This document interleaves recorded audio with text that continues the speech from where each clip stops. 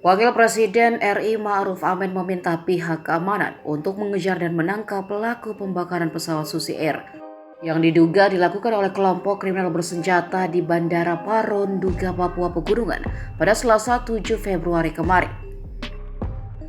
Kendati demikian, menurut Ma'ruf tidak semua daerah di Papua rawan akan ancaman keamanan.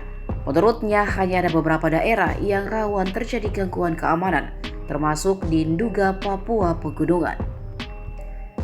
Wapres meminta agar tempat strategis seperti bandara dijaga ketat oleh pihak keamanan agar tidak terjadi lagi insiden gangguan keamanan seperti pembakaran pesawat Susi Air.